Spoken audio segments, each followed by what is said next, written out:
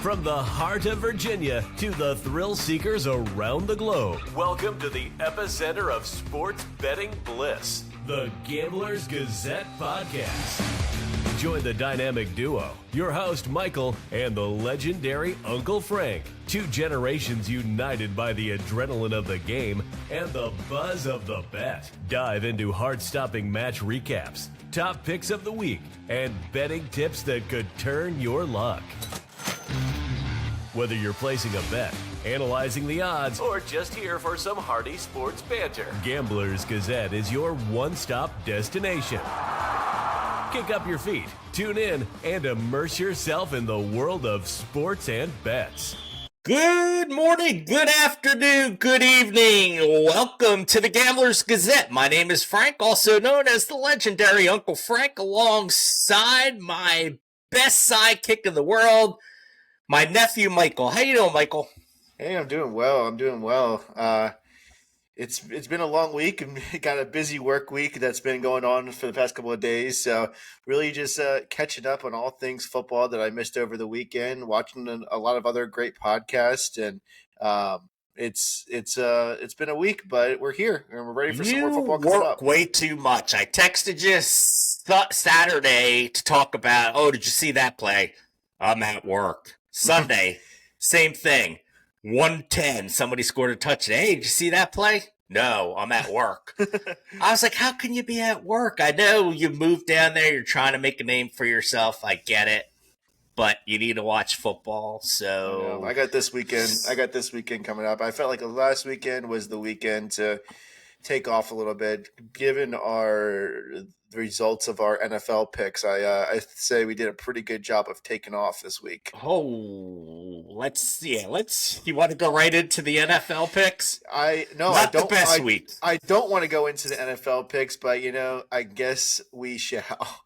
There's a record up on the screen here. If you really, really want to get into it, we can start off with those NFL picks just to get it out of the way. What was going on this week? I don't think many people did well on picks this week. Just some crazy games. When you have a Raider team going into Baltimore being a 9-point underdog and coming out with a win in overtime, that just kind of set the stage for what was going to happen. Yet the Bengals losing again. KC didn't cover, so I think we had KC in that game, and we didn't cover that game. KC did win, though. Bengals 0-2. You were telling me a stat you heard about the 0-2 start. Yeah, a lot of stats. I think it's a combination of Joe Burrow and Zach Taylor. So Zach Taylor started off the season 0-2, 5 of the last 6 seasons. And then Joe Burrow in his first two games of the season and throughout his career, he is 0-9. So wow. Or 1-9, I'm sorry. 1-9 in his first 10 starts in September. Well, first 2 weeks in each of his seasons. Wow. Yeah. That means two things in my opinion. That means that they are familiar with, it means that they're not a good starter. First of all, they're bad at the beginning of the season. B, they're familiar with the progress, and they always end up the season well. I mean, in that time period, they've made it to a Super Bowl. They've made playoff runs. They've been forced to be reckoned with in their conference. So throughout that time period of starting off 0-2, it hasn't really meant much to the overall outcome of the team. So I think you could take that 0-2 start with a grain of salt is what it really boils down to. Yeah, that could be a good take. I also think it could be a little different this year because of the Chase is playing, but I think mentally Chase is still in a holdout. You have Higgins, who half his team thinks he's faking an injury. He hasn't played.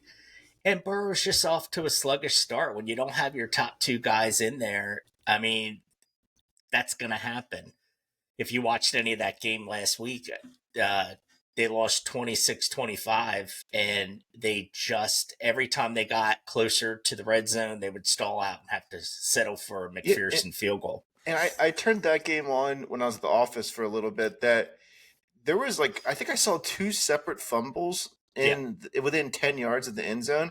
Yeah. I mean, that makes me feel better than than not. They played definitely better this week than they did weeks prior or the week prior. Right. No, I think they'll be fine. I mean, they really have to get Chase signed, and I really don't know what's going on with Higgins. I can't say. I'm not going to say he's, uh, you know, he's faking it. I mean, who am I to say that? But they have to get some things straightened out on that team, and I think they'll be fine. Burrow's a good quarterback, got good receivers if they're playing. So Yeah, we also have to remember that Burrow's coming back from the season-ending injury where he had to get surgery. So, I mean, give him a little bit of time. I think he'll be okay for sure. right, and the last game before we kick into the college stuff, and I hate to bring this one up, but what were the Eagles doing at the end of that game on Monday night? I think Nick Sirianni should be fired. I think Nick Sirianni has run his course. I think that he should be fired. I'm kind of over him right now. I think he's immature. The way that he jaws at players, the way he jaws at fans, and then it's one thing to be immature in your personality and the way you act throughout the game, but to start becoming immature in play calling is a whole nother level. I mean, run the ball, take another 40 seconds off the clock, call it a day. I mean, I get it. I explained this to some other people the other day. Yes, Saquon Barkley should have caught that ball to get to the first down. Should never have thrown it. But he should have never been put in the position where he could miss that ball. And then some people told me that, like, what do you think about the defense? Just completely just not being there, for a lack of better term. Laying down. But again, they should have never been put in that position. They should. I get it. You need to play the whole game out, and you should be ready to go with your team at all times. But I mean, you guys are up big with a minute left. There's no way that those guys were sitting on that sideline thinking, "Hey, I'm going to need to have a game-winning stop here." They should have never been put in the position to fail like they were. And I say the same thing when I'm training my dog. You have to set her up for success. And Nick Sirianni needs to set up the Eagles for success, and I've lost my confidence in his ability to do so. And I think it goes back to the first drive of the game. Yeah. What does he kick do? A field goal. You're 4th and 4 from inside your 10. I get it. There's that. I want to go for it. We all want to go for it. Your number one receivers on the sideline hurt. It's 4th and 4. It's not like it's 4th and 1 and it's a tush push and you have that opportunity or just for a yard. 4th and 4. Take the points. You take the points there. We're not even talking about Saquon dropping a ball or the defense laying down or whatever happens after that. Yeah, and it's not immaturity. It's stupidity. It's stupid. It's greediness. It's being greedy, thinking that you always need to score touchdowns. It's absurd, and I honestly, I really would like to see him fired. They think they're too good for themselves. That's the attitude. I don't think they do. I think Nick does. I think it's him. Right. I think Nick does, or he tries to be this gambler and have this gambler mentality, and I'm going to do something out of the norm. Don't coach out of your mind. The good coaches, the Bill Belichick's, the Andy Reids, they know how to coach because the game comes to them and they know what to do in that situation. But that's enough of that talk. Hopefully they'll be back against the Saints, although the Saints are looking really good. They smoked Dallas. Smoked Carolina the week before. Didn't see the smoking of Dallas coming in. No. I think I made the point last week that they were playing a Carolina team and how good could they really be? Right. I mean, it shows. They scored more points in the first half against Dallas than they did Carolina. I think I saw a crazy stat where it was like Derek Carr's first 11 drives in the season ended with points. Yeah. I think it was his first 15. That's what it was. Yeah. Had points. Yeah. So, that team is clicking. Kamara looks like he's 22 again. Yeah. Had over 40 points in fantasy. But it was just a crazy week of games in NFL. And I think we're not the only ones out there who had a lot or a few losses here. I mean, there was just some wacky stuff going on, and just a lot of injuries too. A lot of injuries to key players. So hopefully this week will be better. How'd you do in college? Oh man, I did pretty good in college. Not as good as you. I was 6-4. Um, not bad in my opinion. I'm just shooting for over that. Like I said last week, just shooting for over that 50%. In order to become profitable in our bets each week. So 6-4 definitely gets the job done there, and it definitely puts us into a learning pattern. We're able to learn the season and learn the teams and learn the players and how people operate. So I think we're well on our way to getting this number to be well in the positive moving forward. Right. I had a 7-3 week, I think. So I think our totals now college. I'm 19-12. You're 20-11, so you got me by one there. And then hate to say it, we're 7-11 each of us in those NFL games, but we're going to get better. I think the NFL is tougher because you really don't know how teams are.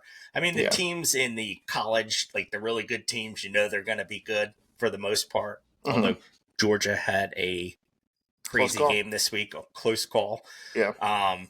But I think we'll be okay. The one game I'd like to highlight, you had a really good call in one of your games this week in college. Which one was that?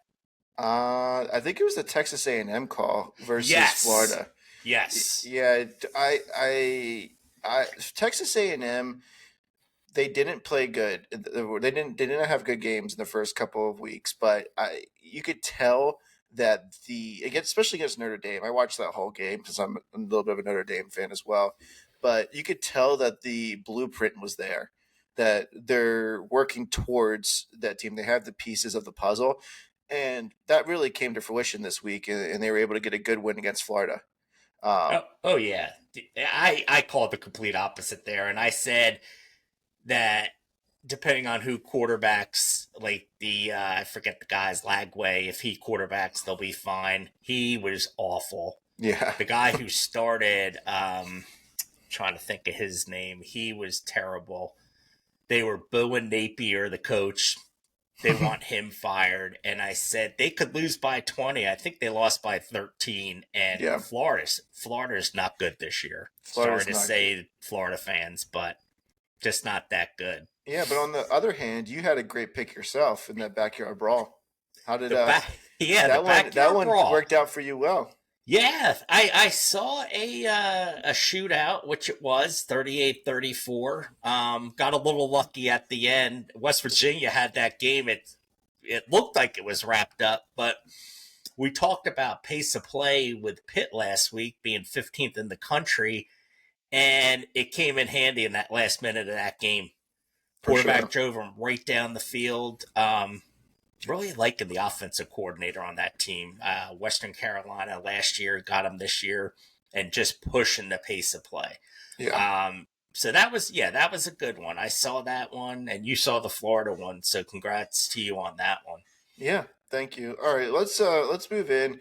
I mean, we're both wearing the Texas hats. We got to talk a little bit about the Heisman running going on now with moving on to this next slide. His name's not on there, and it was at the top previously with Quinn Ewers. A little bit of an injury this week, was able to make his way off the field by himself, but it looks like he's going to miss a little bit of time here. Yeah, a little bit of time, but waiting in the wings. Arch Manning came in, I believe, in the late second quarter of that game after Ewers went out with an abdomen injury. 5 touchdowns. One of them a 62-yard scamper. Yeah. And really not a scamper. It was a full-out sprint. And he could be putting his name on the Heisman Trophy list and work his way up the board, depending on how long Ewers is out. Yeah. It wouldn't surprise me. And then we got Cam Ward at the top. Another great game. We saw it was a crazy game, but I think the biggest thing on this, besides the Quinn Ewers, is Jalen Milroe came out of the top 5, was at number 6 last week, made his way all the way up to number 2 at plus 600 odds, Well, which is crazy. You go into Wisconsin, and against that defense. And granted, Wisconsin might not be the caliber D that they've been in the past or have the run game they've had in the past. Still a tough place to go up there and just annihilated Wisconsin. Mm. I believe the final was 42-10. So he put him right back in position. Jackson Dart, Ole Miss's offense will keep him there. Same with Gabriel and Nico from Tennessee. Now, Tennessee has a tough game this week against Oklahoma. Mm. And it's the first test that Nico will see being on a road at a Big 12 school. Actually, I think they're in the Big 12, Oklahoma, or they may have gone to the whatever conference they're in. It's going to be a test for him.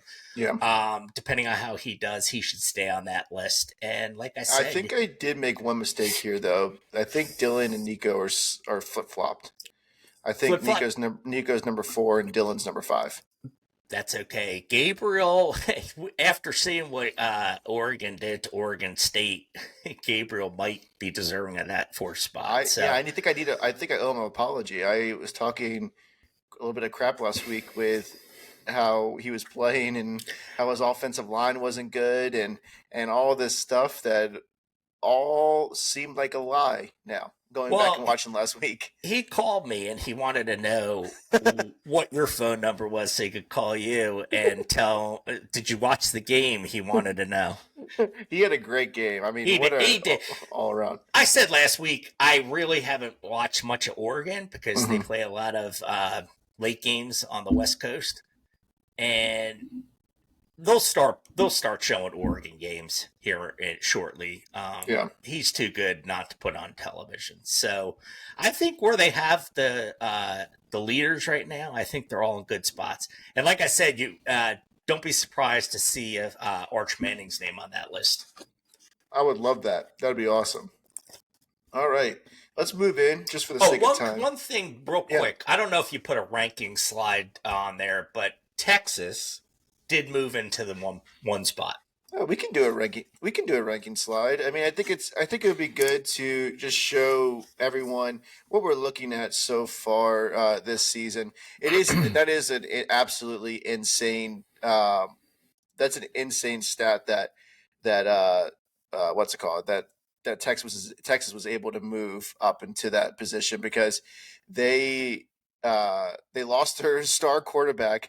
They won and Georgia won, and they were still able to leapfrog over that. If you saw that Georgia game, you know why they leapfrogged. Oh my God, Georgia's lucky to be at number 2. Yeah, in my opinion.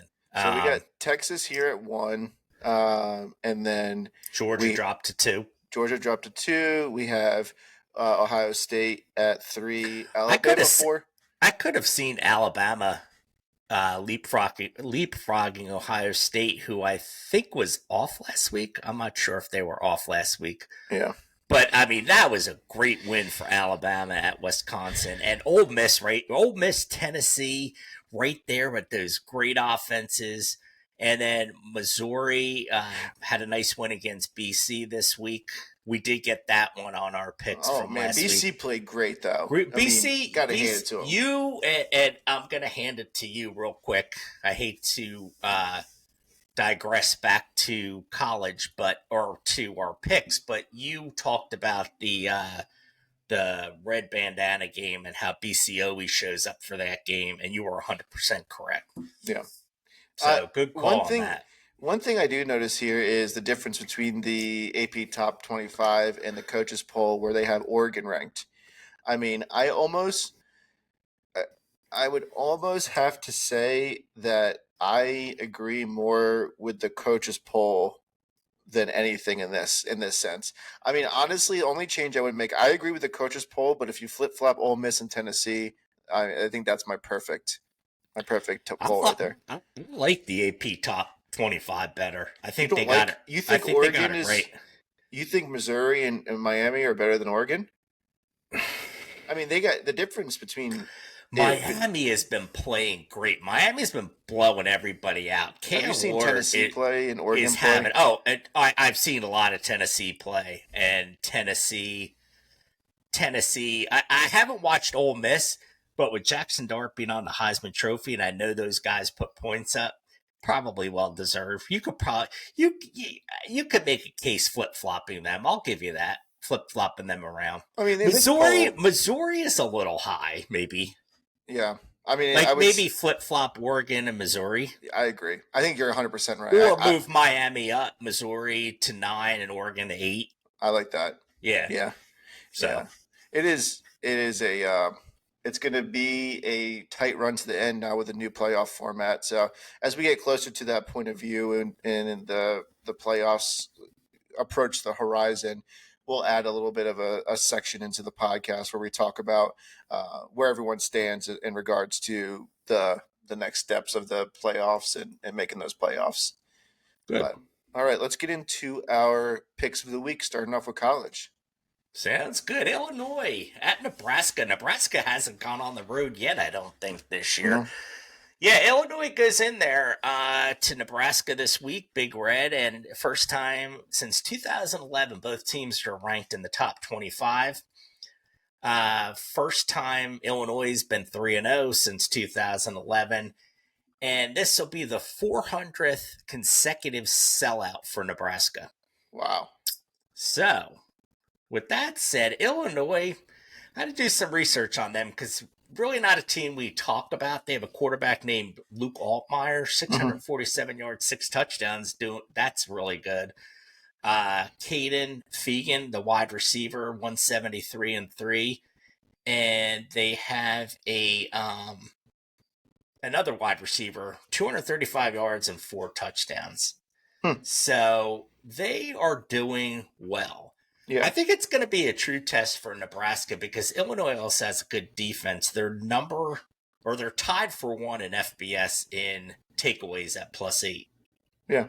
So, but then Nebraska, we've talked about them the weeks before with Raiola and the same guys, Dante Dowdle, and they got a really good team. But before I make my pick, what are you saying? Yeah, I really see it. I don't think Nebraska's really played anybody. I mean, they played UTEP, they played Colorado, they played Northern Iowa. I mean, Northern Iowa is something, but I don't really think they played anyone. But when you look over at the Illinois side, and they played a top 25 school in Kansas.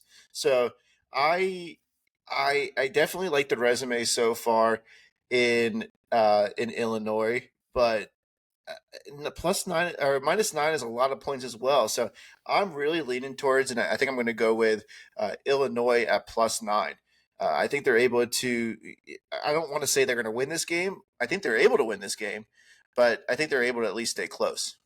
And that's kind of the take I'm seeing as well. Illinois has a really good defense. They're really good in man coverage. And Raiola in the first 3 games hasn't been good at all at man coverage. So I'm sure they're going to throw a lot of schemes at them with man coverage. I like Illinois +9 here.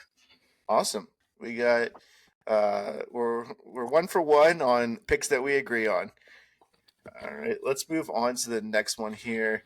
We've got Kansas versus West Virginia, with West Virginia being a 2.5-point favorite. Just spoke about Kansas a second ago. What are you seeing in this one? Yeah, Big 12 game. Kansas came back and beat somebody last week. Was it Kansas played against UNLV? Okay. And they lost. And they lost. Okay. Yeah. That was kind of a tough loss. West Virginia and Kansas, they're both kind of the same team to me. Both teams had, you're right, with the heartbreaking losses last week, because then West Virginia had the heartbreak to Pitt. That they had the lead late in the game. Both 1 and 2. West Virginia, though, I think will get it done this week at home. Yeah. I think that's the deciding factor for me here. Kansas plays a lot better in Lawrence, but when they go on the road, they're not as good. So give me West Virginia here -2.5. Yeah, I'm taking West Virginia at -2.5 here as well. The reason I'm taking them is because their strength of schedule so far.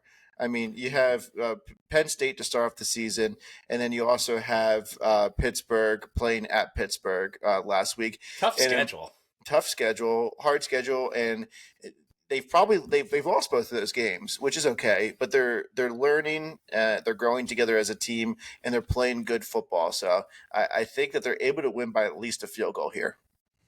Okay, 2 for 2. All right, 2 for 2. It's shocking. Scurry. It's very Let's move scurry. on to the next one. We got a little bit Wow. of an internal conflict on this one, considering you're both an alumni of Rutgers and a how do you say uncle of alumni of Virginia Tech. Yeah. This is a tough one. I picked this one on purpose, though, because it was a inter-family kind of game. Yeah. Tech is 3.5 points favored here. Rutgers is 3-0. VT is 2-1. Rutgers really hasn't played anybody either. Virginia Tech hasn't just passed the eye test for me this year.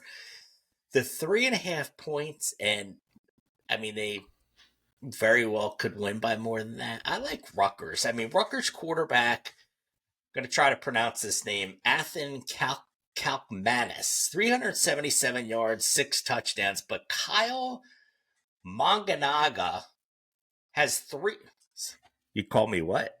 373 yards rushing, 4 touchdowns. So he's averaging about 135 yards on the ground and a touchdown. Tech hasn't been good against the run this year. Rutgers, the rushing attack is 8th in FBS, 186 yards a game. And Virginia Tech just gave up 243 yards on the ground at Old Dominion. Give me Rutgers here in the money line. Oh, money line. I should have worn my Rutgers hat. Where's my Rutgers hat? I don't know. You should have given me warning of the big pick. I would have gone ahead with the drum roll, please. Nice.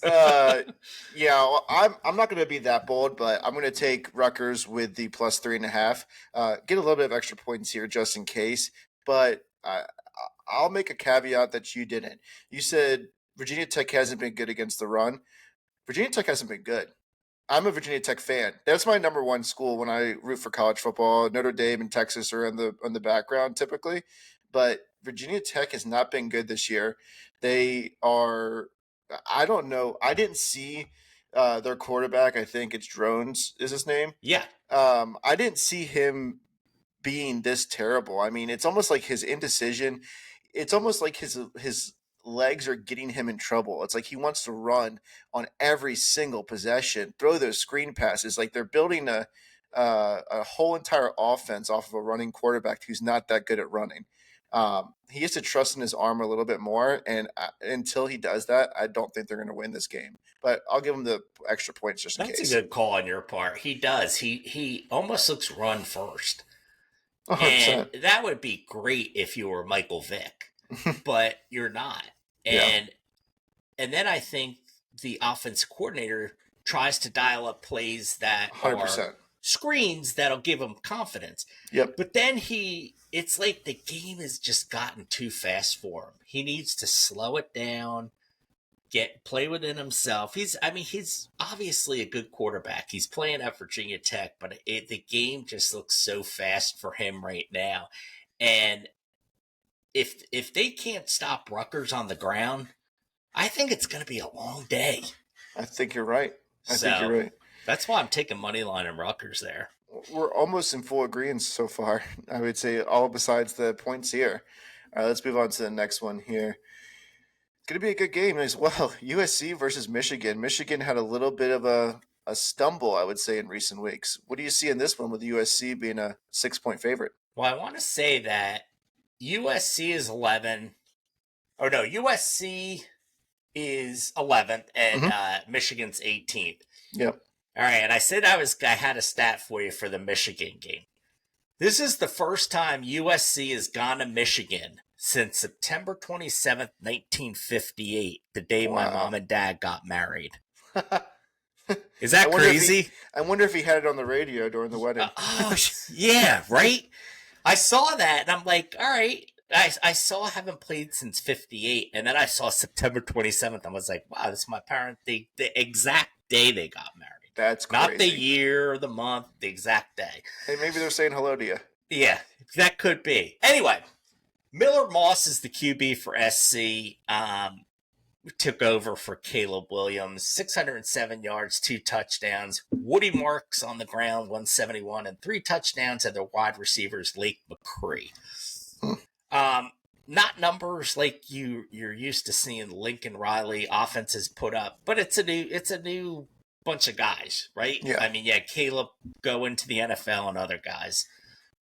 Now, with that said, Warren for Michigan, 444 yards, 2 touchdowns, 6 picks.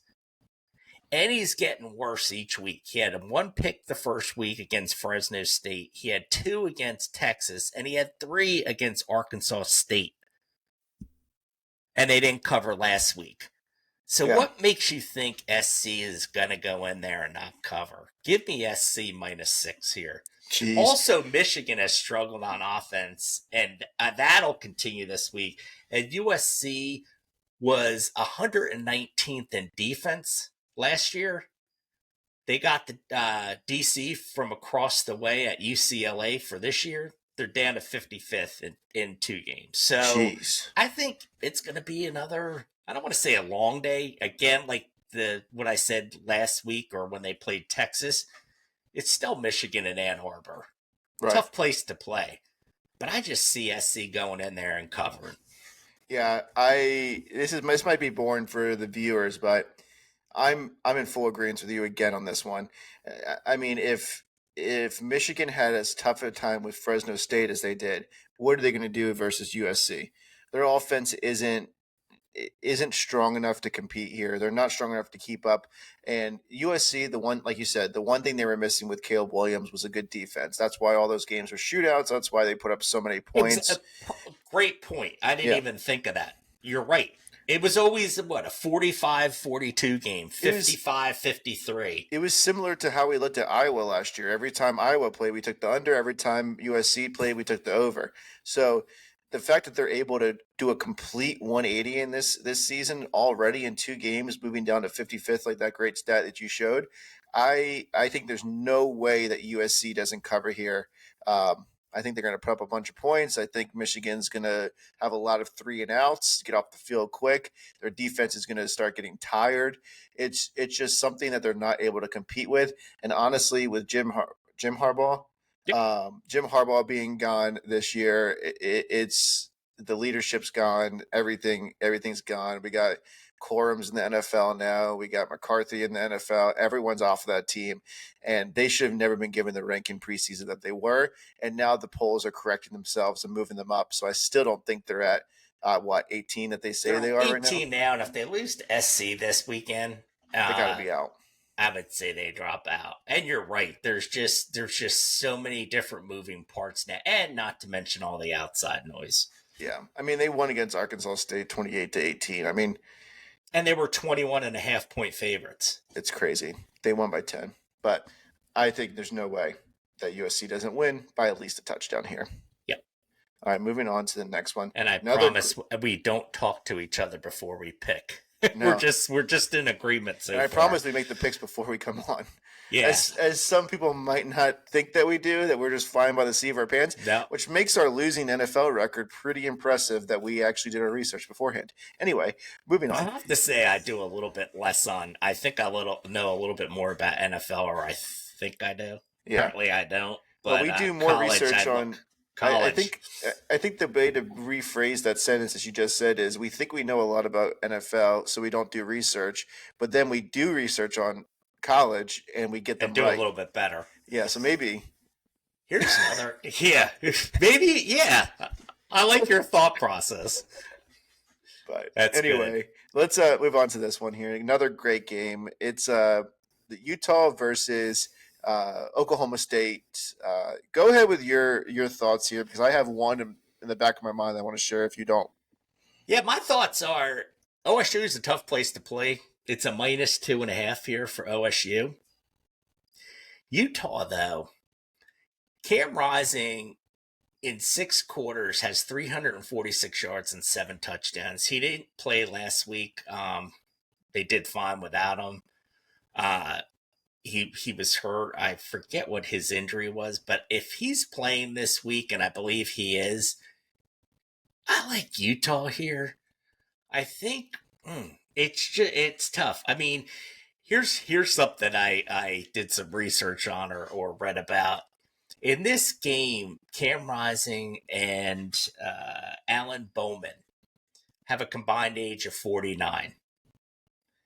The Indianapolis Colts play the Bears this week. The two quarterbacks have a combined age of 44. So these guys have seen a lot of college football. They're veterans in college football. Nothing is going to get them too high, too low.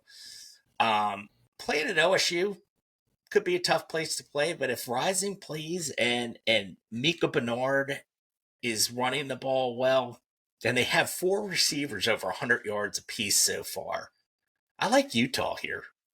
Plus 2.5. Wow. I'm also taking Utah plus 2.5. Come on. I know. The reason being is we start off the season so hot and so confident on Ollie Gordon. We were talking about Ollie Gordon being to mention him. Yeah, we were talking about him being the lead for the Heisman run, the guy who's going to bring this team all the way. I mean, he hasn't been there. He has 17 attempts in the last 2 games for 41 and 49 yards respectively. The only time that he was able to put up decent numbers was when he had 27 rushes versus a FCS school. So respectively, that doesn't mean anything in my opinion. So I think he's a quarterback, or he's a running back that puts up 49 yards a game, which is not a Heisman winning quarterback. I mean, they have a great team and everything like that, and obviously a team is just not just one player, but he is a big piece of it, and he's failed to get going so far this season.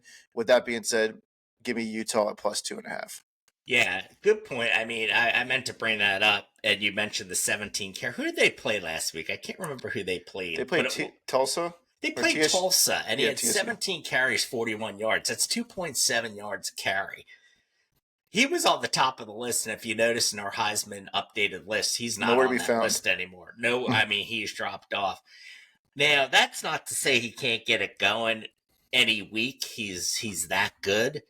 But I don't think he's going to get it going against Utah. I mean, Utah's got a pretty stout run day. And, I mean, Bowman is going to have – and Bowman's done well. Bowman's got 989 yards passing, 9 touchdowns, two picks.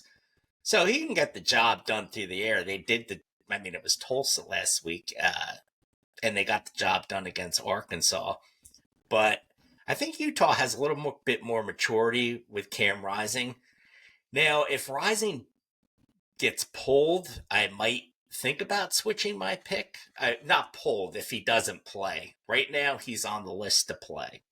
If he doesn't play, could be a little closer, and I might think about changing my pick. But right now, with him playing, I like Utah. Me too. All right, let's move on to the next one here.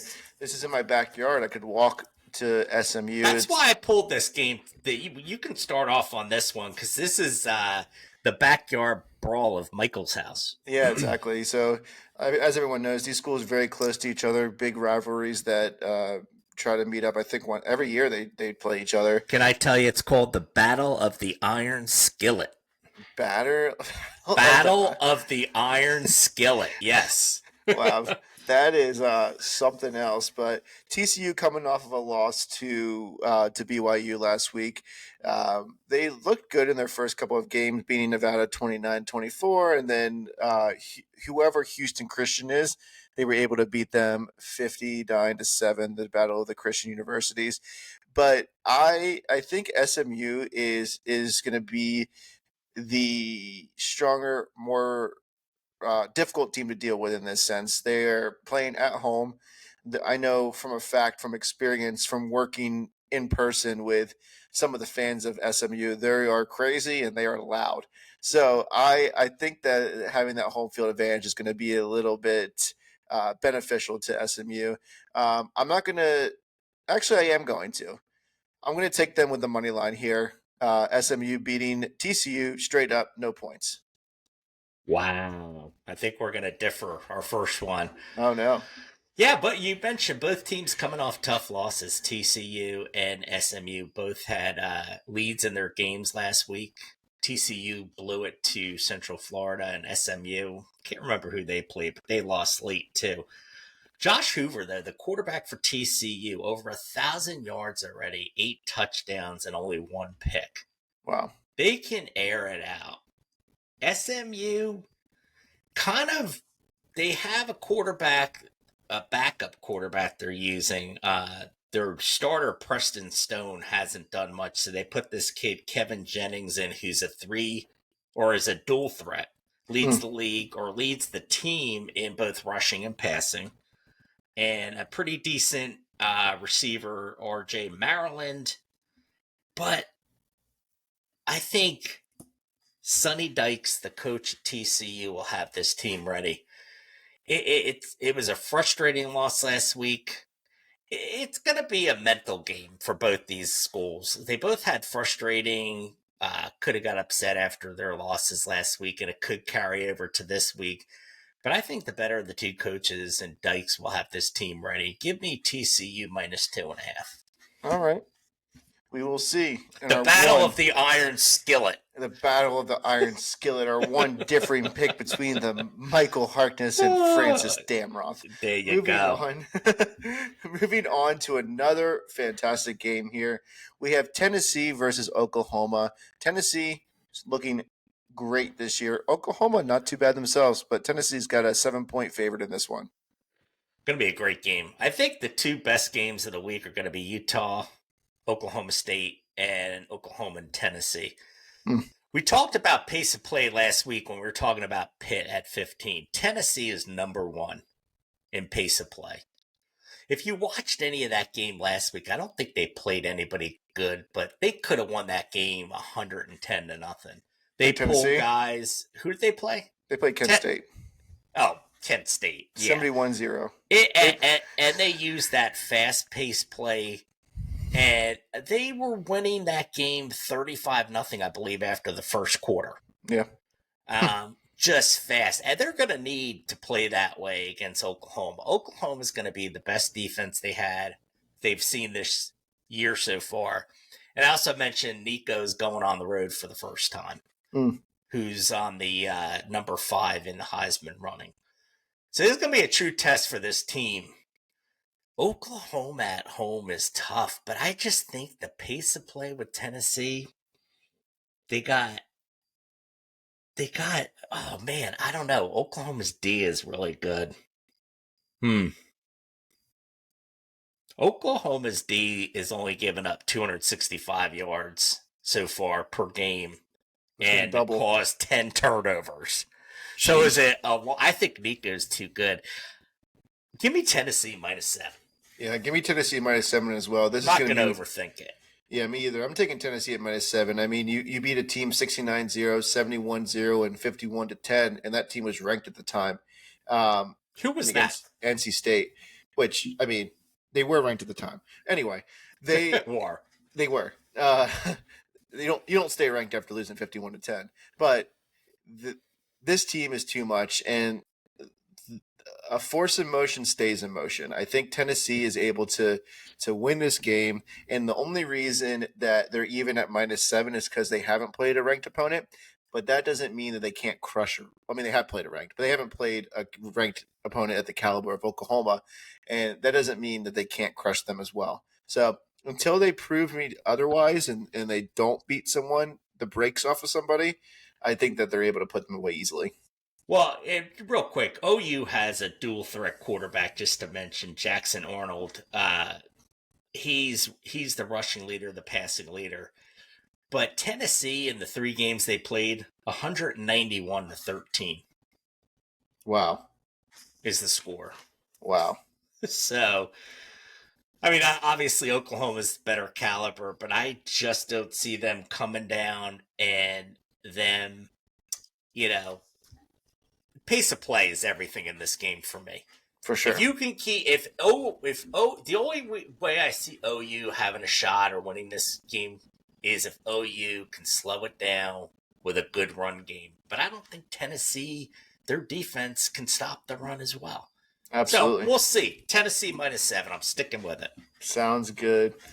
All right. Moving on. I think We are last one getting for college. Yep, we're getting to the end of our college picks here. Next one, let's do a little bit of a speed round so we stay on time. We got Kansas State versus BYU. Kansas State is a 7-point favorite. I'll go ahead and make my pick. Give me Kansas State -7. Yeah, I kind of agree with you. Avery Johnson. We've talked about K-State a couple weeks in a row. Just really annihilated Arizona last week. I thought that game was going to be a lot closer. I did pick K-State to cover, but Arizona, they look lost. I said they're not that good a team on the road, and they showed it last week. Kansas State's good, man.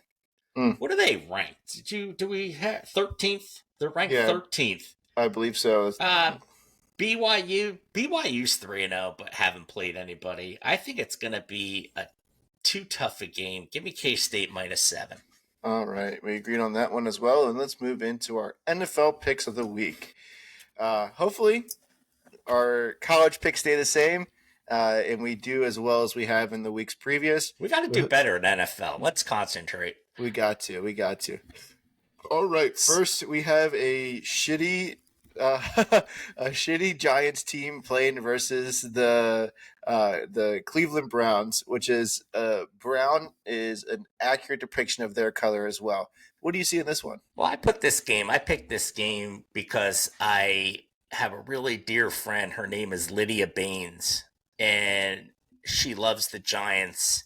So I wanted to talk about the Giants for a couple of minutes because she said we don't talk about them. There's a reason why we don't talk about them, because I don't think you want to hear what I have to say. Daniel Jones, until Daniel Jones is relieved of his quarterback duties, New York is going to continue to struggle. Singletary is a decent back, but if you don't have the passing game to go along with it, you're gonna struggle on all sides of the ball. Malik Neighbors had a good game last week. He found him. Daniel Jones found him open a few times, and I think he scored his first touchdown. I think he had 2. Did he have 2? Yeah. Whoa!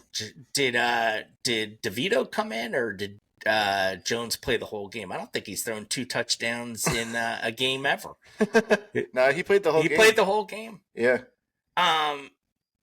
I think going to the Browns need to get it together too. And I think Browns is a tough place to play. Give me Cleveland -6.5. Yeah, give me. I would usually never pick Cleveland ever, but they, give me Cleveland -6.5. And just to correct myself, Daniel Jones did throw 2 touchdown passes. One was to Neighbors, but one was to Devin Singletary. So Singletary had a good game. I think he had a rush touchdown too, and he looked good. Yeah. So, all right. So you're taking the Browns as well, -6.5? Yeah.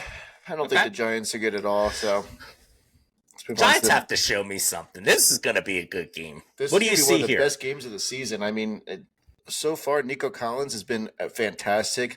I texted you during the game on, I think it was Sunday night. I said he's a beast. Yeah. Well, I'm an Eagles fan, and I do want to say, what's the coach's name for the Texans? I don't know, but I like him. Yeah. I texted you, and I'll tell you exactly. Huh? Let me look his name up while you're talking about that.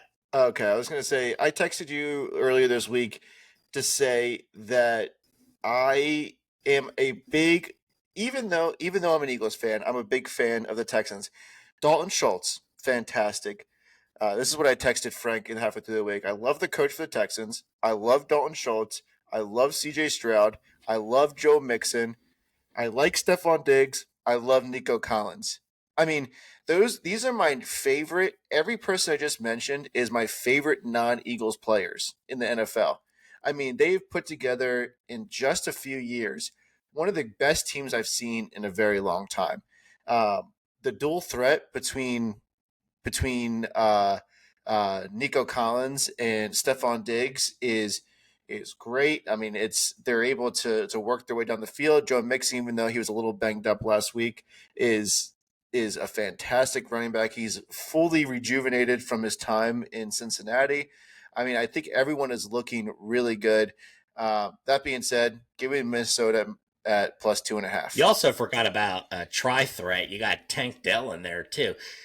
D'Amico Ryans is the name of the head coach, by the way, that we both That's right, obviously, yeah. we both like. You know what I like about the Texans? And this is the only team I can say this about. They look like they're kids having fun. Yep. I mean, everyone else, Everyone's respectful. It looks like it's a struggle.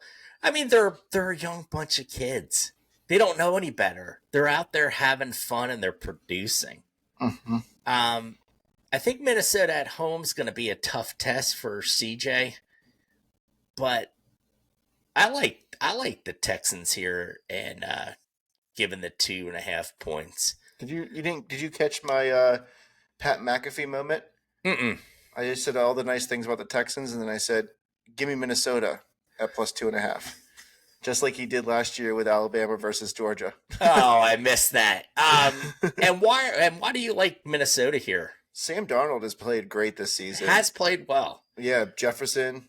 97-yard touchdown last week. I mean, they are cutting up the defenses. They've really put something together great.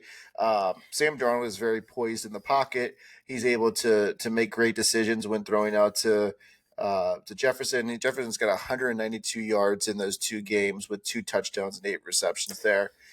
We also got Aaron Jones backing up the backfield. He's been having a good season so far. Yeah, looks rejuvenated in Minnesota. Yep, exactly. 23 rushing attempts for a touchdown and 126 yards so far this year. So, I mean, they have a 1-2 punch when it comes to Jefferson and Aaron Jones. So I think they're a strong team, and giving them some points is gonna do well in their favor. So, give me Minnesota +2.5. I think the Texans D slows that down this week. I don't think so. We'll see. We'll see how good the Vikings are and can be this year. Because I think this is a tough test. I think it would be tougher if it was in Houston, but, we'll see.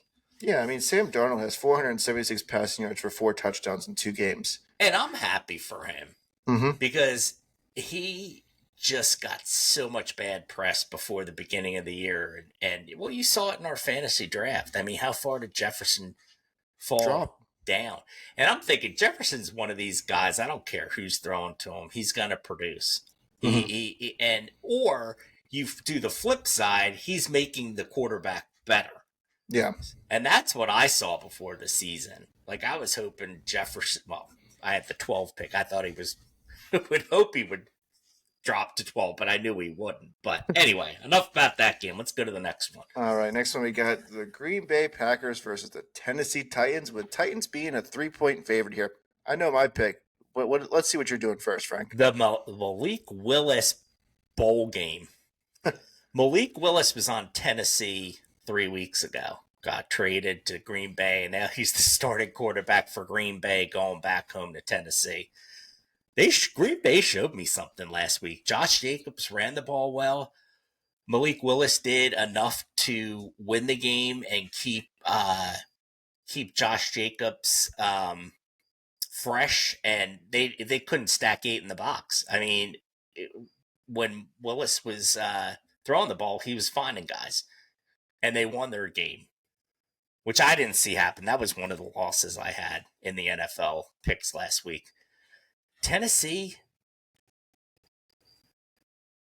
Will Levis, they've had good success with Pollard so far this year, but I almost like Green Bay going down there and Willis wanting to get the win for his team. I'm not quite, don't want to say money line here, so I'm going to go give me Green Bay +3 here. Yeah, I'm taking Green Bay at +3 as well. I think Will Levis has got a long way to go. I don't know if you saw the play this week where he made a stupid decision and his coach came right onto the field asking what the F he was doing, because they said week after week they've discussed just throwing the ball away, not taking stupid sacks, not trying to make something out of a play that's already broken. And it seems like he hasn't learned that yet. He's young. He'll learn. I think he's going to be a good quarterback. But the plays he's making are real dumb. Like he's parallel to the ground, diving and throwing the ball away that ends up in a fumble that can't do that. And well, you can't do that, get hurt too.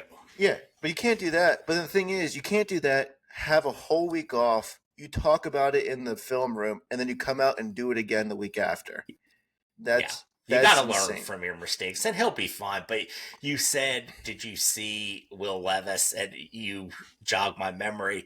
Did you happen to see the soundbite from Bo Nix? No. Bo, the reporter asked him, so what happened on that Oh, I did. interception? Yeah. And he says, I threw it to the other team. No, I think the way he said it was even better. His exact cadence was, they said, "Hey, can you tell us what happened on that interception?" He goes, "Yeah, sure, definitely. I can tell you what happened. I threw the ball to the other team." Just and then, like that. and then just had a straight face, like, and didn't say next. He's just waiting for the next question. Hey, they asked him a question, he gave him an answer. That's what happened. That was like, So I forget who it was. He's gonna be good too. I think he's going through growing pains. A lot of these kids are young. Bo Nix is older. Yeah. I mean, he was in college for a while. The oldest rookie. But Levis and a lot of these kids they're kids. Yeah. I mean, they're 4 or 5 years younger than you. So I forget who it was. Give him some time. I forget who it was. It might have been Russell Wilson. It was not Russell Wilson, Russell Westbrook. It was someone in the NBA, finals, and they said, "How did X team out rebound you?" And the guy goes, "Well, so when they shoot the ball and then it hits the rim and then it comes off and you grab it, that's a rebound. So they did more of that than we did of that." And that's one of the best sports And they lines. say it with a straight face, and that's what makes it funny. Like, Bo Nix just said it. Wasn't like he was just like, yeah, I had the ball and I threw it to the other team. Next. I just remembered something as well. We got to go back. A slide. 1 second. We have an over-under in this game. 46. Oh, shoot. 46 points. What do you see there? I like the over. Me too. All right, moving on to the next one. We got Bears versus the Colts. Colts, almost a pick'em game here at -1. What are you seeing in this one?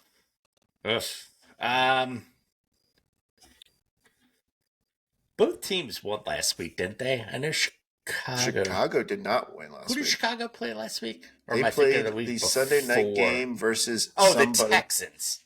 Yeah, they did not win last week. Right. And then the Colts. Colts played.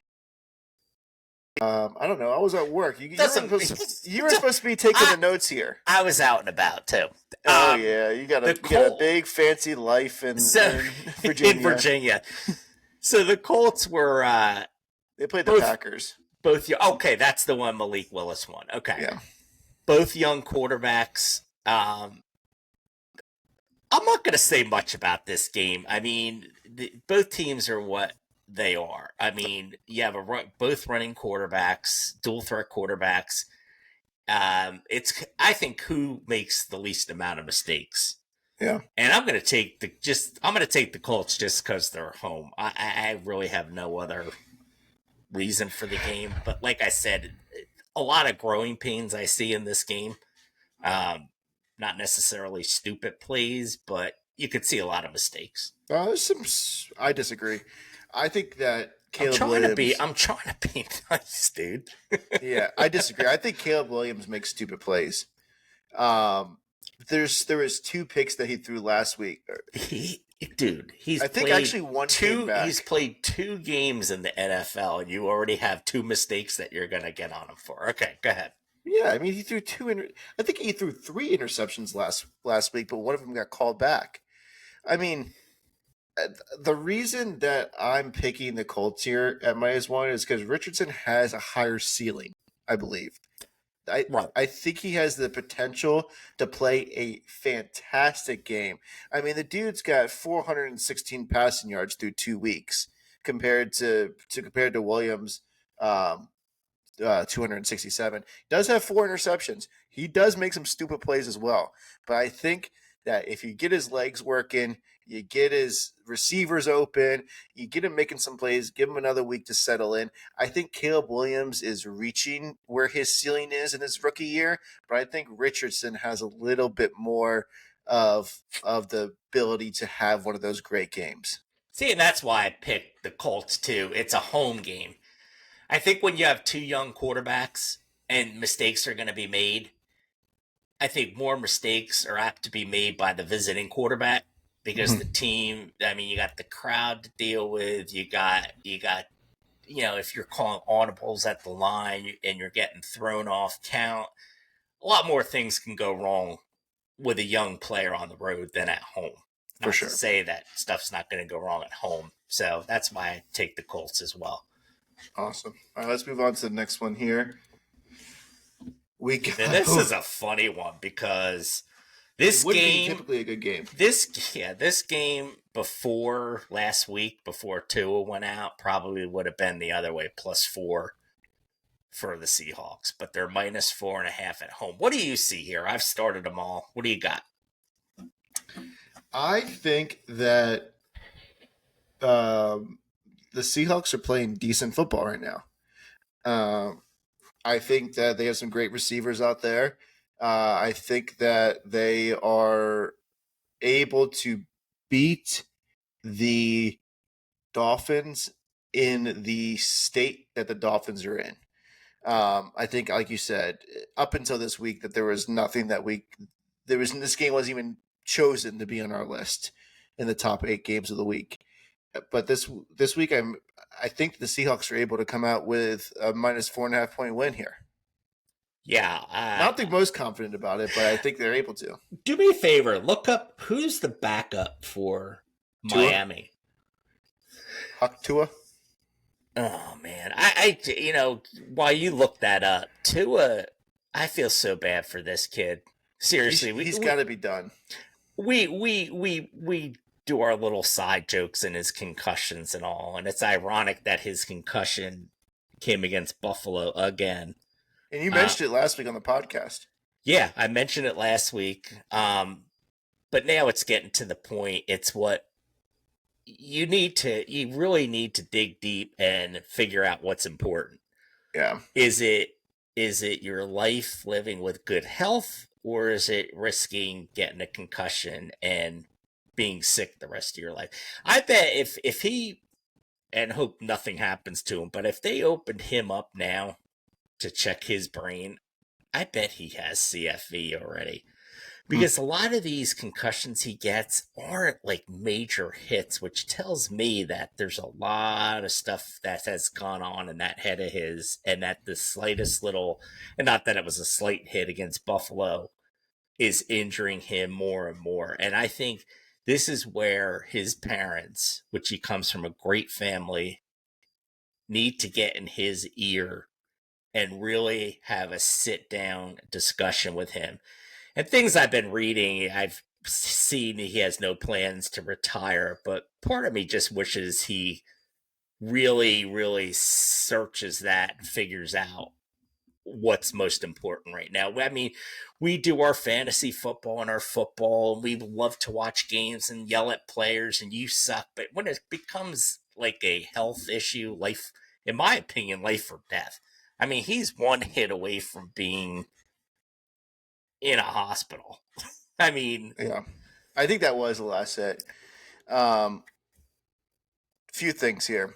So starters, Mike McDaniel. They asked him what he said to Tua while he was walking off the field, and he said to him, "You got to be a quarterback to your family." That's what he said to him as he was walking off the field. So I love that guy too. The coach. Yeah, me too. That's gotta, if nonetheless, just make him start to realize the severity of the situation. Furthermore, the quarterback who took over in that game was Skylar Thompson. Did not play well. Kansas State. Yeah. Kansas State rookie. Yep. Did not play well. There's speculation, and I'm really not saying this to start a joke. There's speculations from all over the place that Ryan Tannehill, right? Ryan Tannehill. I'm not trying to be funny. One person said Tom Brady. There was another one that came out and said that they were going to find there's a trade that was being proposed that has Matthew Stafford going over to the Dolphins in a three-way trade. Huh? Stafford. Yeah, not Goff, Stafford. The Rams, yeah. Yeah.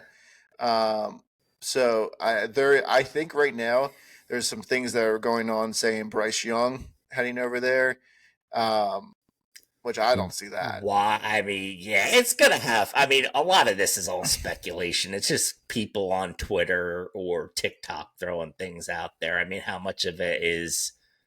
I mean, it's like watching Fox News Yeah, or CNN.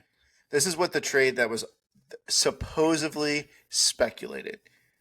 Dolphins receive quarterback Matthew Stafford. Rams receive quarterback Bryce Young. Cancer, cancer. Carolina Panthers receive Dolphins second round pick and Rams third round pick. Yeah, we'll see how it pans out. But That would be crazy. They need. I mean, Tannehill makes a. I mean that seems to be the most logical. I also saw the Mike White, who was on the Jets last year, who played a lot for Rodgers when Rodgers was down and out, coming over. But they're going to need somebody because I mean, with them looking at things like that, I think a good part of them knows that. Well, obviously he's on IR right now, Tua, and possibly longer. Hopefully longer. And I say that with the utmost respect. I don't say that because he's bad. I say that because I care about the guy. Yeah, I agree. And honestly, this trade only part of this trade that doesn't make sense, doesn't make the fullest amount of sense, is Bryce Young leaving Carolina.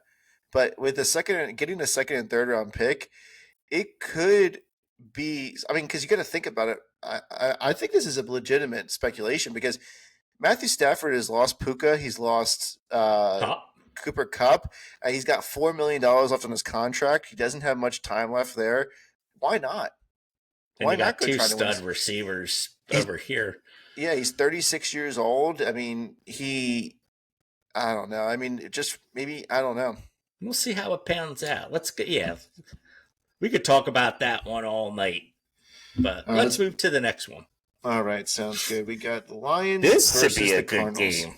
Definitely. I like that lion. I keep saying that every week. You put that logo up, and I like it. Detroit lost last week, didn't they? Yeah. To somebody.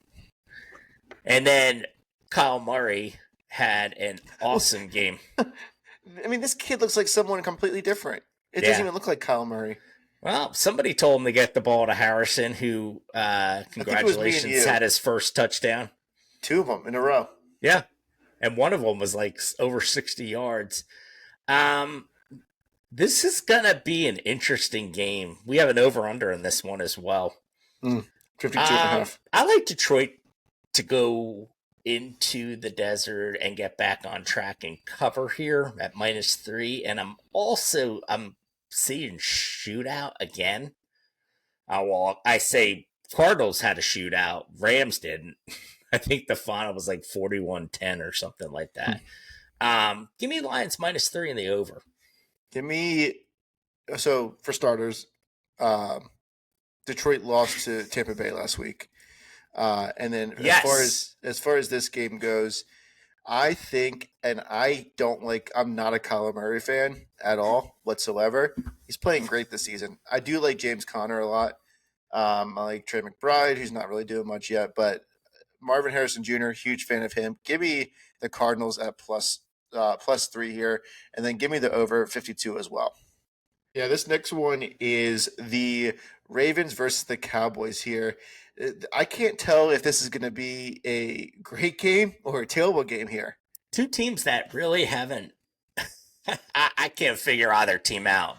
Baltimore 0-2, Cowboys 1-1 coming off a terrible loss at home to New Orleans. Who has more? Whose hair is on fire more here? Baltimore or the Cowboys?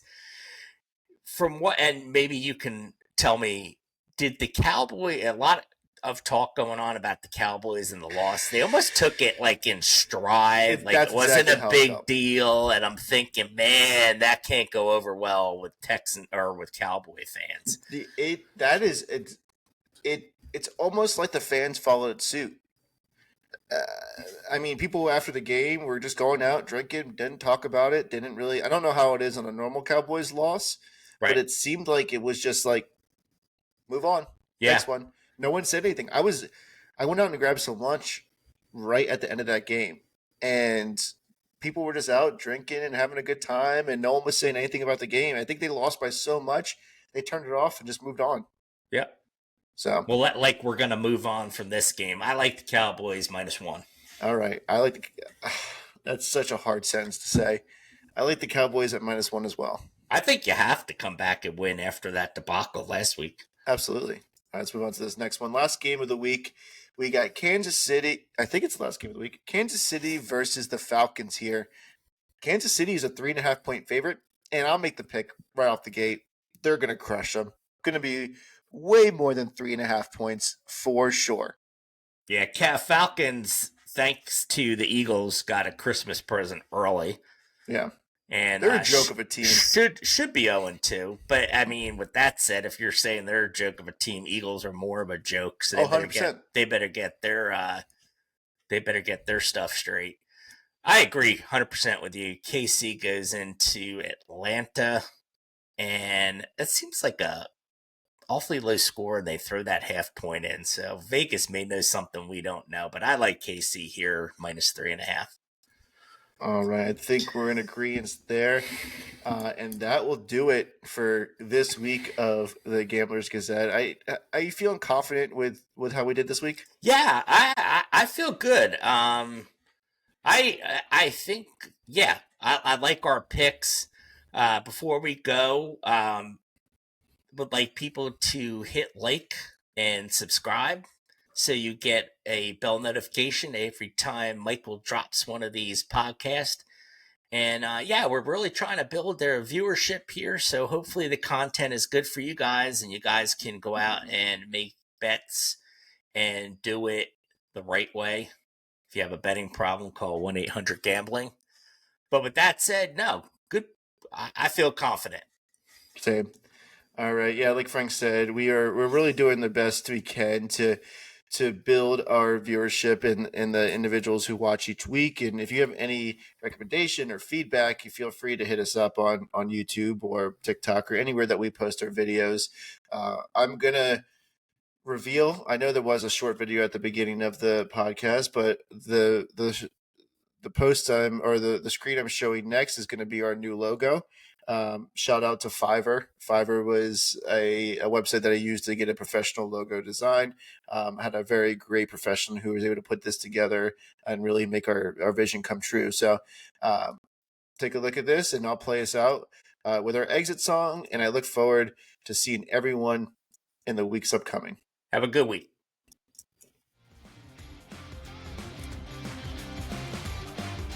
Thank you for listening to this episode of the Gamblers Gazette podcast.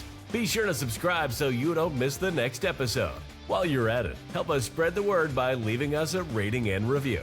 But that's not all. Subscribe to our exclusive newsletter using the link in the podcast description and get the lowdown on daily picks and an in-depth breakdown of each game right in your inbox.